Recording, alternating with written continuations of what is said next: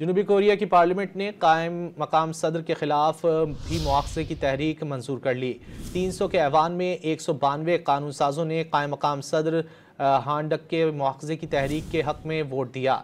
जनूबी कोरिया के कानून के मुताबिक हान के मुआवजे के बाद वजीर ख़जाना चुई सोंग मोक कायम मकाम सदर का ओहदा संभालेंगे। जनूबी कोरिया के कायम मकाम सदर ने अपनी जमात से ताल्लुक़ रखने वाले साबिक सदर यून सुक योल के खिलाफ कार्रवाई के लिए आइनी जजों की तकर्री से इनकार कर दिया था, जिस पर अपोजिशन ने सदर के खिलाफ मुआवजे की तहरीक लाने का ऐलान किया था।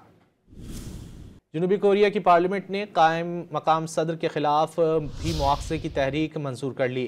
300 के ऐवान में 192 कानून साजों ने कायम मकाम सदर हान डक के मुआवजे की तहरीक के हक में वोट दिया। जनूबी कोरिया के कानून के मुताबिक हान के मुआवजे के बाद वजीर ख़जाना चुई सोंग मोक कायम मकाम सदर का ओहदा संभालेंगे। जनूबी कोरिया के कायम मकाम सदर ने अपनी जमात से ताल्लुक़ रखने वाले साबिक सदर यून सुक योल के खिलाफ कार्रवाई के लिए आइनी जजों की तकर्री से इनकार कर दिया था, जिस पर अपोजिशन ने सदर के खिलाफ मुआवजे की तहरीक लाने का ऐलान किया था।